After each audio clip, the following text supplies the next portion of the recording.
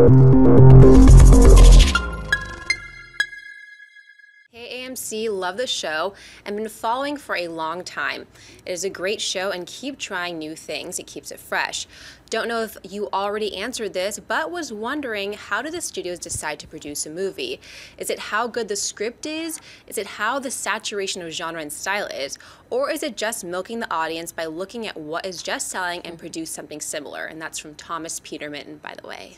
Well, there's a lot of different answers to this question, and we've kind of answered them in different ways. I mean, the short of it is, if they think the movie's going to make money, they will make the movie. That's the short answer. The long answer is there's a lot of different factors, and being a good script is probably pretty low, unfortunately, pretty low on the priority list. I mean, things they look for, one of the main things is pre-existing property. Does it have a fan base? Like, you know, that's how you get, you know, we talked about Tetris the other day.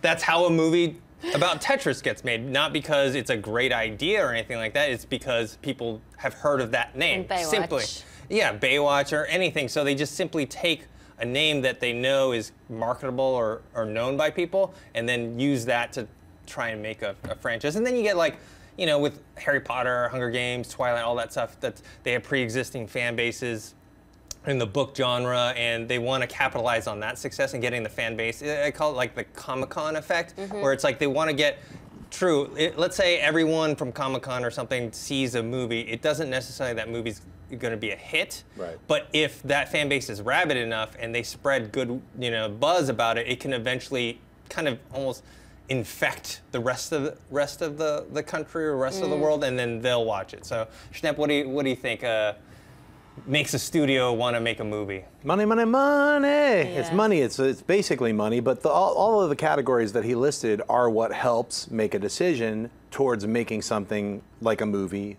that will then eventually, hopefully, make that money.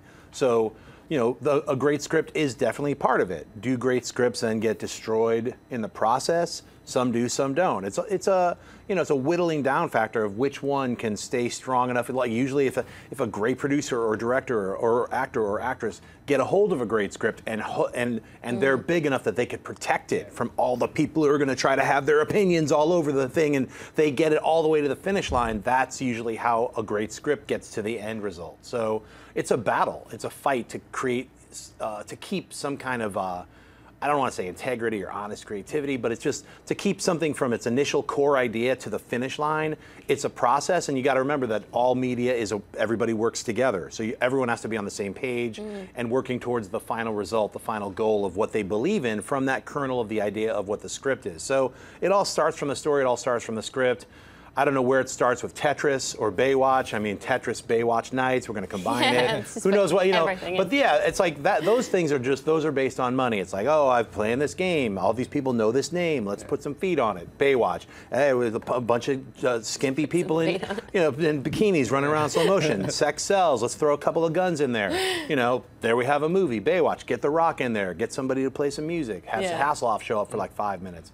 You know, there's a formula to those types of things. And you're right, with a 21 Jump Street flavor added to Baywatch, that could just be incredibly fun, you know? Who knows? They're like, no, we're really going serious with it. I don't know. You know what I mean? You don't know until it comes out. So there's all those different things. And of course, you have the tried and true, how many times has it been remade?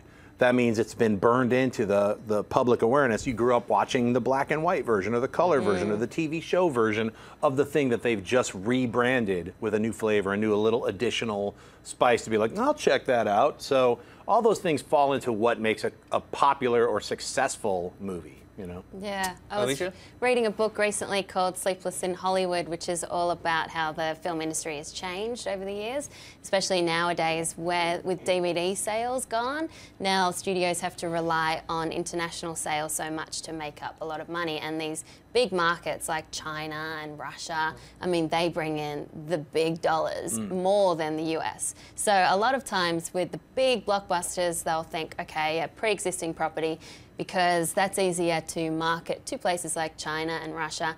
You don't have to start from scratch with a brand new idea. It's a comic book, or it's a book, or it's a Tetris, it's a game, or a Lego, or 21 Jump Street, something like that. And especially with comedy, it's like keep it broad, because that'll appeal to everyone, not just Americans. And then, yeah, and then they get to work. It's a lot about marketing these days. I think marketing guys are more involved than they used to be. It's interesting the way it's changed, and then with new deals coming, new formats, interesting where it's going to go.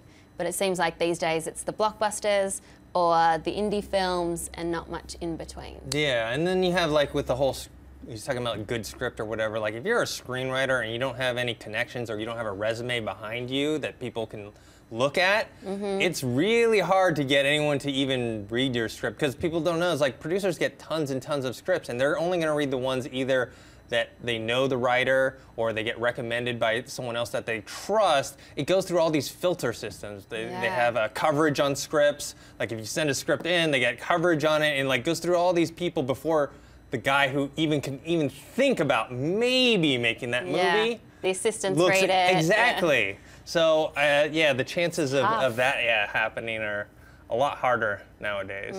Really hard. Hey everyone, if you liked this video, click that thumbs up button and make sure to subscribe to our AMC Movie News YouTube channel.